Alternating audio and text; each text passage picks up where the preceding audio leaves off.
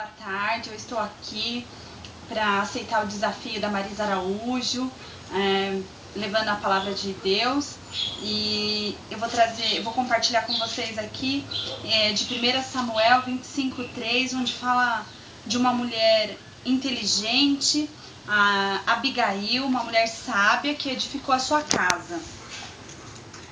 Abigail era uma bela mulher inteligente, a esposa de Nabal, um homem grosseiro, tratante e dominador. Apesar de muitas mulheres serem infelizes no casamento, por sua própria escolha, Abigail provavelmente tem entrado nessa união com um homem tão difícil sem poder opinar, visto que a maioria dos casamentos de sua época era arranjado pelos pais.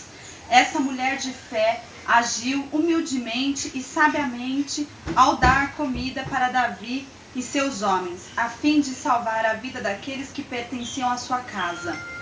Depois de Nabal ter insultado rudemente o futuro rei de Israel e os seus homens, Davi reagiu com rapidez, determinando uma vingança impensada. Avisada por um servo, Abigail foi perspicaz e precisa ao evitar que todos de sua casa fossem mortos. Ela interceptou Davi com humildade e calorosa hospitalidade. Sua voz o chamou de volta à razão e seus modos o deixaram desconcertado.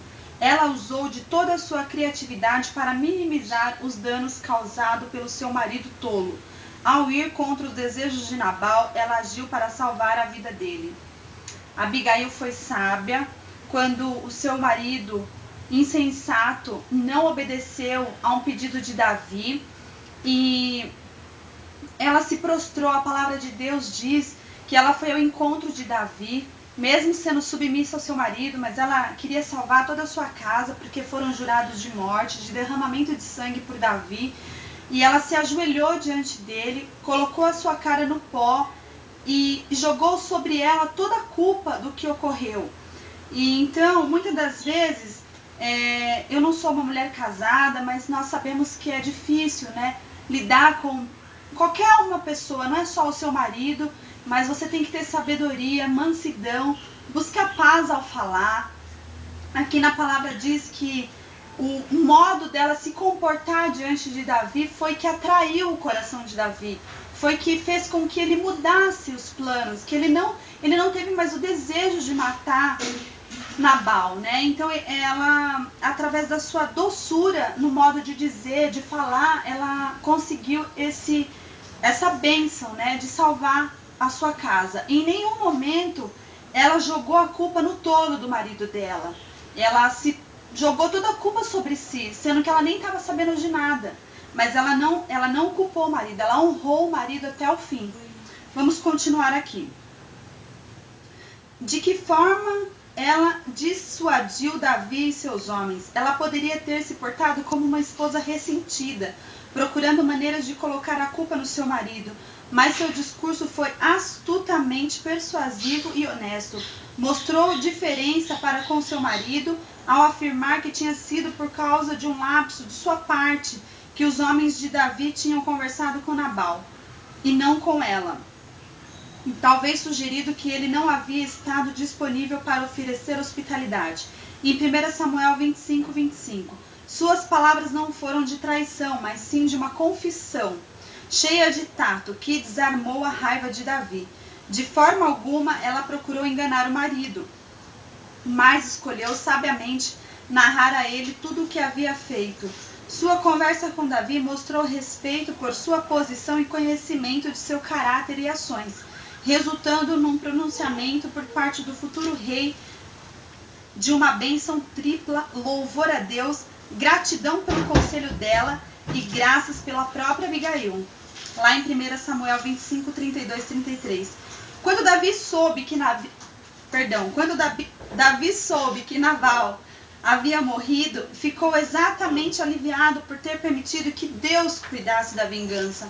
Então, muitas das vezes, nós queremos fazer da nossa maneira, do nosso jeito, nos vingar, matar, mas Deus, ele vê todas as coisas, e ele também viu o sofrimento de Abigail, porque não era fácil o relacionamento dela com ele, né? Ele era um homem que bebia muito, ele era um homem insensato, um homem mau, na Bíblia diz. Mas Deus abençoou a Abigail e entregou a ela, né, um grande amor, uma bênção, Davi, que acabou, depois que ela ficou viúva, ele quis essa mulher sábia, essa mulher doce, que ajudou ele, que tirou, né, inclusive ele de ter derramamento de sangue. Abigail havia conquistado o respeito de Davi, ilustrando para esposas dos nossos dias o princípio essencial da moderação e de ter prioridades corretas, bem como determinação para tirar o máximo de proveito de uma situação difícil. Eu também, estudando aqui esta palavra, algo também me chamou muita atenção, de como nós temos nos comportado. Será que nós temos sido mulheres que se comportam como Abigail, uma mulher doce, não só com o seu marido, mas com os teus filhos, lá na escola dos teus filhos, com as suas autoridades, na igreja? Será que você tem sido doce, sábia, uma mulher equilibrada? Ou será que você é mais parecida com Nabal? Um homem duro, de decisões, autoritário e com um coração insensível. Posso descobrir de que lado estou observando? Como trato meu marido? Como trato meus filhos? Como trato aquela pessoa que me ajuda no trabalho de casa? Você é uma mulher mansa, dócil, compreensiva, assim como Abigail? Ou você é uma mulher rixosa, como a esposa de Jó? Irmã, cabe a nós decidirmos quem queremos estar no centro da vontade de Deus, agradando, ou queremos andar com os nossos próprios pés, fazendo o que agrada a nossa carne.